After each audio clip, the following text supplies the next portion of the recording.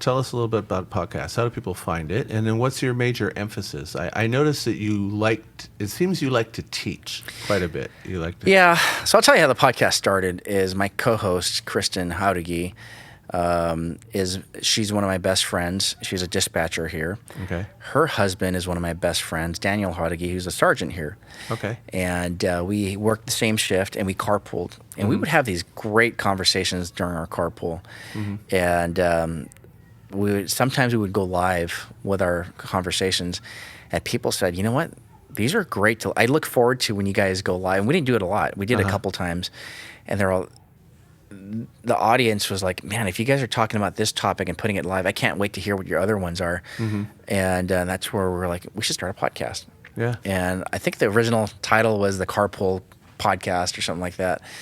And Danny's not one for the camera or the mic, so he opted to go out of it. But Christian and I had really good banter. And so we decided to put our eggs in a basket and do it. Not knowing. Our approach was, we're going to put it out there. If anybody wants to listen, they'll listen. Sure.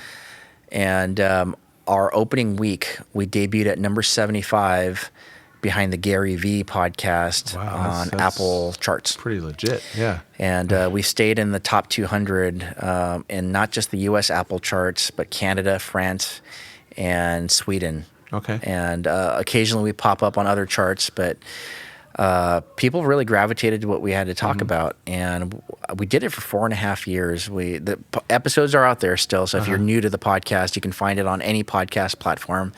It's called the 911 Strong Podcast, and that name came from my handle on social media, which was 911 Strong. Got it. And it's the 911 Strong Podcast with Kristen and Aram. There's about 100 episodes on there, so you can listen from episode 1. They're evergreen.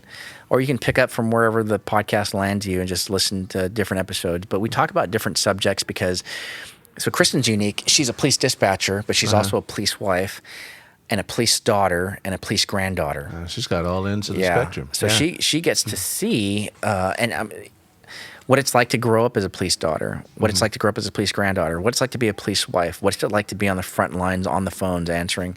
So she gives a unique perspective that I can't give, or I give the perspective of a police sergeant at the time. And, we were rolling along. We did great. We picked up great sponsors.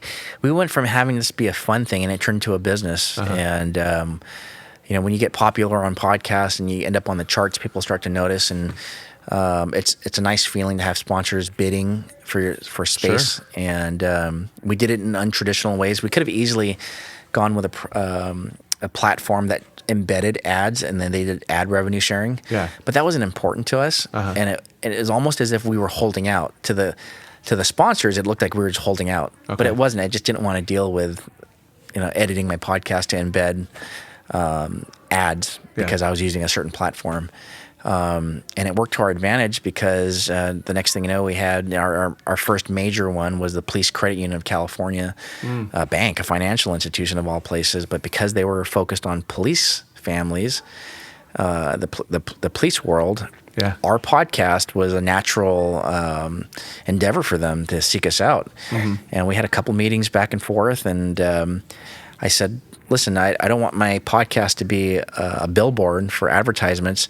You get one ad at the beginning of the podcast, and that's it.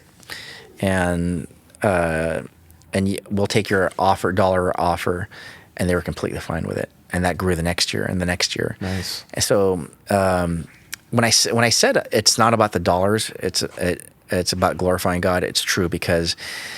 The third year we had the sponsor was our fourth and a half year having the podcast. We made a decision to walk away, to keep the podcast out there, but not to record any new episodes because we had the shooting. We lost our 2 officers, and we were very close with the families that were left behind.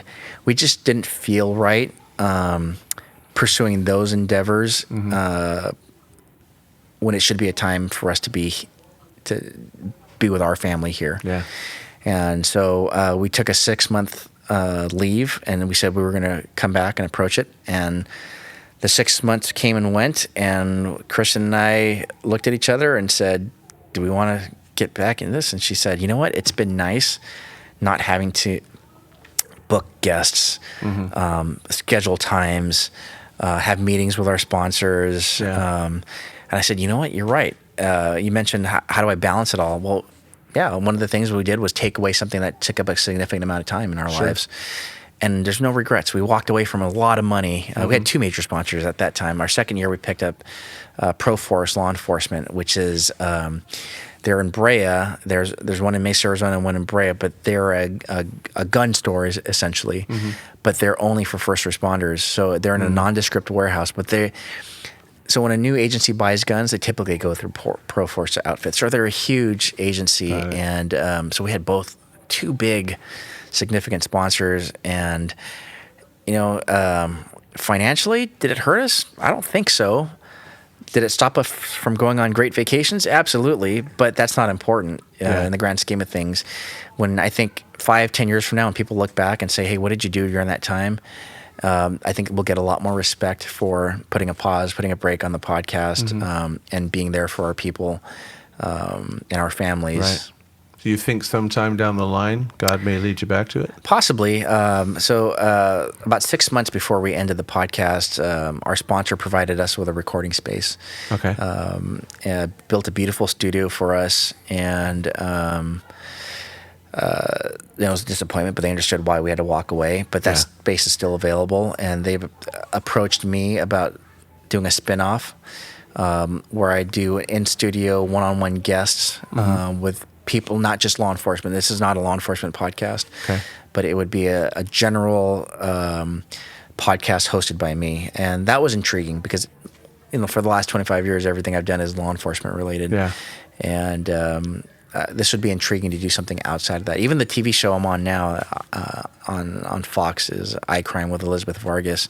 It's law enforcement related. I'm the law enforcement panelist. And the other show I had before the network got canceled was, what was that called? It was on the First Responder Network. The name will come to me later, but it was whatever show it was with Aram Choe, and I was the headliner on that show. We did 6 episodes, had great ratings. I got picked up for an entire season. The production staff was jazzed.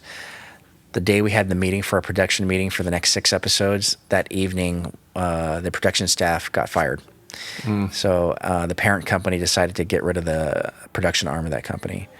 So, things come and go. You can't, but the point of that was everything I've done that was police related, and this next opportunity that I may or may not entertain is only entertaining because it's not police associated.